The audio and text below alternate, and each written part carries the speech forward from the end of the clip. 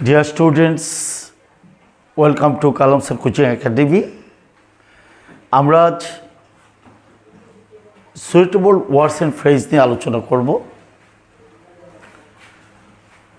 আমরা ক্লাসে চলে যাচ্ছি। Suitable words and phrase, let alone এর অর্থ হচ্ছে চিন্তা করা যায় না, ভাবা যায় না এমন। একটা এক্সাম্পল দিয়ে বোঝাচ্ছি। I cannot walk a kilometer, let alone 5 kilometers. Let alone 5 kilometers. তো এখানে আমি 1 কিলোমিটার হাঁটতে পারি না, 5 কিলোমিটার চিন্তাও করা যায় না। তো let alone এর ক্ষেত্রে প্রথম অংশে ছোট বিষয় থাকবে, পরের অংশে বড় থাকবে। যেমন 1 কিলোমিটার মানে 1 কিলোমিটার, এখানে 5 কিলোমিটার্স। ওকে, তার মধ্যে কি বসবে? Let alone. তাহলে I can not walk 1 kilometre, let alone 5 kilometres. আমরা চলে যাচ্ছি 2 নম্বরে, অ্যাজ সুন অ্যাজ। একটি ঘটনা ঘটার সাথে সাথে আরেকটি ঘটনা ঘটা বোঝাতে অ্যাজ সুন অ্যাজ ব্যবহৃত হয়। আমরা একটা উদাহরণের মাধ্যমে আরও পরিষ্কার করে এটা বুঝে নিচ্ছি। As soon as the teacher entered the classroom, তাহলে as soon as এর অর্থ হচ্ছে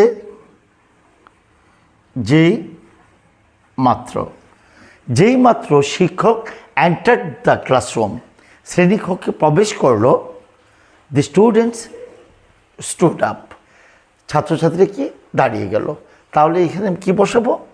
as soon as যেই মাত্র অর্থে, অর্থাৎ as soon as the teacher entered the classroom, শিক্ষক শ্রেণীকক্ষে প্রবেশ করার সঙ্গে সঙ্গে কিন্তু স্টুডেন্টরা দাঁড়িয়ে গিয়েছিল।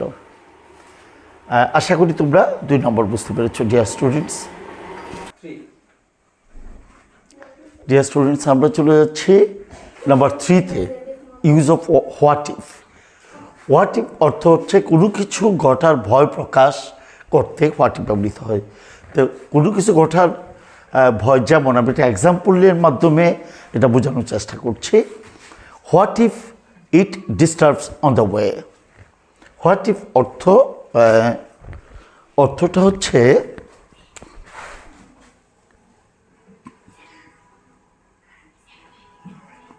কি ঘটবে, ইট ডিস্টার্ব অন দ্য ওয়ে, রাস্তায় যদি অসুবিধা হয় তাহলে কি ঘটবে। তাহলে কি ঘটবে, একটা ভয় প্রকাশ করছে। ইট ডিস্টার্বস অন দ্য ওয়ে, রাস্তায় যদি এটা কোনো সমস্যা করে। আমরা চলে যাচ্ছি নাম্বার 4-এ, ইট অর্থ ইহা। আমরা ইংরেজিতে ইটের ব্যবহারটা অনেক বেশি। এটিকে ইন্ট্রোডাক্টরি ইটও বলা হয়। এটাও জেনে রাখবে তোমরা, ইটকে ইন্ট্রোডাক্টরি ইটও বলা হয়। তাহলে আমরা একটা উদাহরণের মাধ্যমে, 2টা উদাহরণের মাধ্যমে দেখে নিচ্ছি।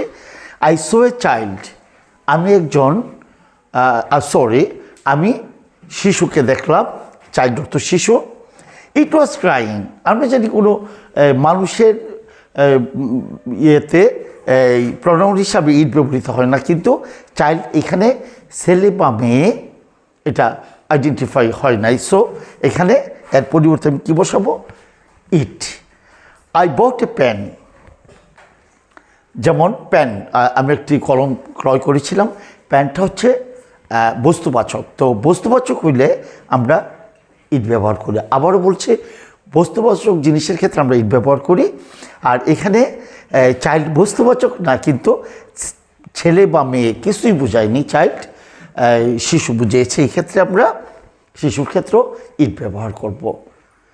আশা করি তোমরা সুইটেবল ফ্রেজ ওর ওয়ার্ডসগুলো বুঝতে পেরেছো। তোমরা আবার একটু ভালো করে দেখে নিও।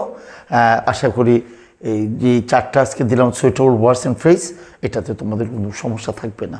ডিয়ার স্টুডেন্টস, আমরা আজকে কমপ্লিটিং সেন্টেন্স কিছুটা করাবো, তোমরা দেখে নিও। আমরা এখন কমপ্লিটিং সেন্টেন্সে যাব। কমপ্লিটিং সেন্টেন্সগুলো একটু ফলো করো তোমরা। ইউজ অফ টু, আমরা টুর ব্যবহারটা দেখব। ডিয়ার স্টুডেন্টস, এখানে ফলো করো যে the man was too old, লোকটি এত বৃদ্ধ যে টু ওয়াক, হাঁটতে পারে না। এই ক্ষেত্রে এখানে টুর পর এটা হবে অ্যাডজেক্টিভ, এটা কি হবে অ্যাডজেক্টিভ। তাহলে টুর পর অ্যাডজেক্টিভ আর তারপর আবার টু, তারপর এই সেন্টেন্স অনুযায়ী সঙ্গতিপূর্ণ একটা ভার্ব বসাতে হবে, সঙ্গতিপূর্ণ একটা ভার্ব বসাতে হবে। The man was too old, লোকটি এত বৃদ্ধ যে টু ওয়াক, হাঁটতে পারে না। তাহলে টুর পর আমরা কি বসাবো, একটা অ্যাডজেক্টিভ বসাবো, এটা কি অ্যাডজেক্টিভ। তারপর আবার টু বসানোর পর এই সেন্টেন্স অনুযায়ী আমি একটা ভার্ব বসাবো যাতে অর্থ মিলে যায়। আমরা চলে যাচ্ছি use of so that. Use of so that, so অর্থ এত, দ্যাট অর্থ যে।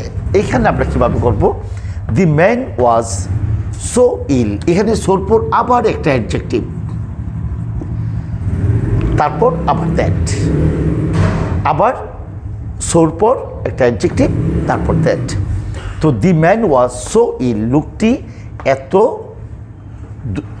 অসুস্থ যে হি could not walk, he could not walk. এখন এখানে কুড নট বসছে এই কারণে, কারণ এখানে পাস্ট ফর্ম আছে কুড নট। যদি এখানে ইজ হইতো অর্থাৎ প্রেজেন্ট ফর্ম হইতো, তাহলে এটা কি হইতো, ক্যান হইতো। কি হইতো এটা, ক্যান, দ্যাট হি ক্যান। যেমন the man is so ill that he can not walk.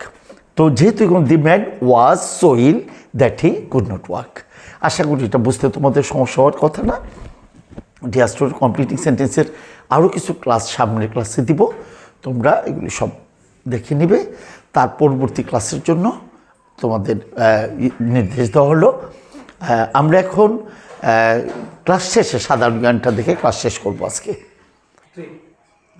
তাহলে সাধারণ জ্ঞান আমরা একটু আলোচনা করছি।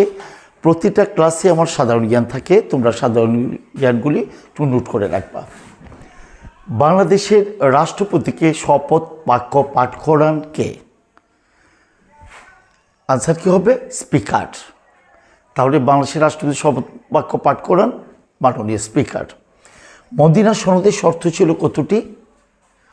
47টি। মুক্তি যুদ্ধভিত্তিক উপন্যাসের নাম আগুনের পরশমণি। তাহলে প্রশ্ন আসতে পারে আগুনের পরশমণি কী ধরনের গ্রন্থ? তাহলে এটি হচ্ছে মুক্তিযুদ্ধভিত্তিক একটি উপন্যাস।